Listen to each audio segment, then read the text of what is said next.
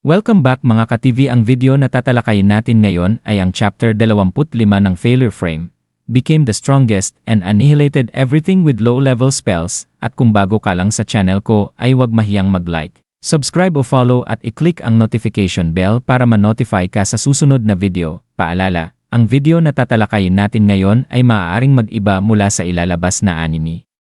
Hindi ko inaangkin ang mga drawing o anumang materyales na ipapakita. Ang layunin ko ay magpakita ng suporta at magbigay ng impormasyon tungkol dito. Ang lahat ng kredito ay nananatili sa mga orihinal na may-ari. Maraming salamat. Pinag-uusapan ni Mimori at Seras kung paano lalapitan si Eve Speed, isang makapangyarihang Blood Warrior, upang makakuha ng impormasyon tungkol sa Witch of Taboos. Maingat pero determinado, nais ni Mimori na kumpirmahin ang mga chismis na alam ni Eve ang eksaktong lokasyon ng witch na naninirahan sa isang mapanganib na lugar. Handa si Seras, gamit ang kanyang kakayahan sa labanan, na makialam kung kinakailangan. Bagaman gustong iwasan ni Mimori ang anumang labanan, handa siyang umasa sa lakas ni Seras kung sakaling lumala ang sitwasyon. Nang makipagkita si Mimori kay Eve, ipinakilala niya ang kanyang sarili at palihim na inusisa tungkol sa witch. Una, sinabi ni Eve na alam lang niya ang pangkalahatang lugar kung saan maaaring naroon ang witch, na siya ay nakaligtas doon dahil sa tulong ng witch na ginamit niya lang na biro sa kanyang mga kaibigan.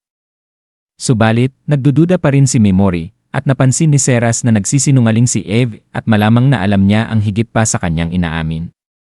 Ito ang nagpakumbinsi kay Mimori na maaaring itinatago ni Eve ang katotohanan dahil sa utang na loob sa witch.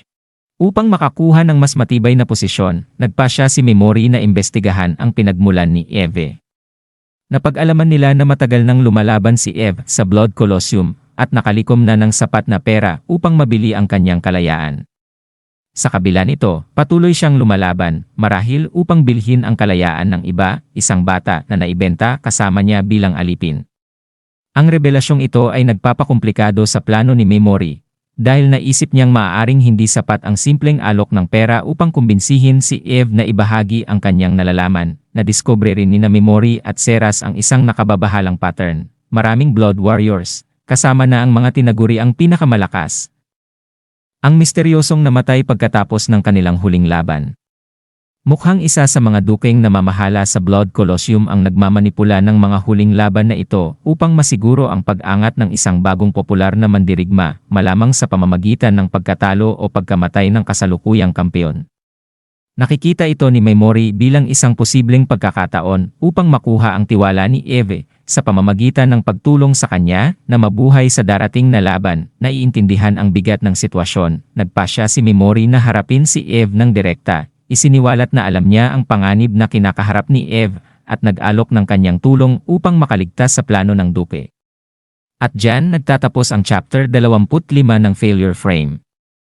Muli kung bago ka lang sa channel ko ay huwag kalimutan mag-like, subscribe o follow para masali ka sa notification squad. Maraming salamat.